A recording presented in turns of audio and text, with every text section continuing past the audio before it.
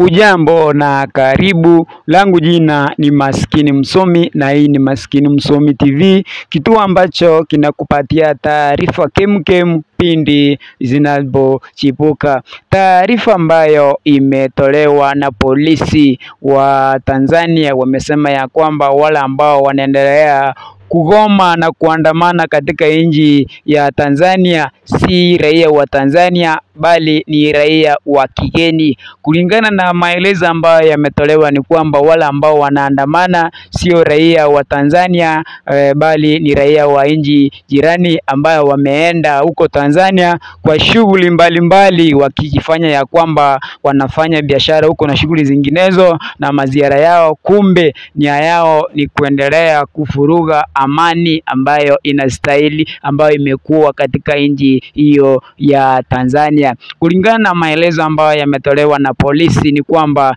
wamehakikisha ya kwamba na kutambua wale ambao wanaandamana si wa Tanzania bali ni wageni kutoka nchi jirani. Ifahamika ya kwamba idadi kubwa ya watu wameuliwa huko Tanzania. Awali walisema ya kwamba watu ambao walikuwa wameuawa kipindi wanaandamana eti ni 700, lakini taarifa chini ya carpet zimesema ya kwamba watu ambao waliuawa na polisi kikatili ni zaidi ya 2000. Kuna wengine ambayo zaidi ya 10,000 ambao wamepata majeraha mbalimbali katika miji mikuu ikiwemo Dodoma na mengineyo, lakini inasemekana ya kwamba kuna washikadau ambao wameshika doria na wameanza kufanya majukumu yao mazuri ya kuhakikisha ya kwamba amani inarudishwa namna ambavyo ilikuwa awali. Langu jina la salia kuwa Maskini Msomi na hii ni Maskini Msomi TV, na kutakia kila la heri.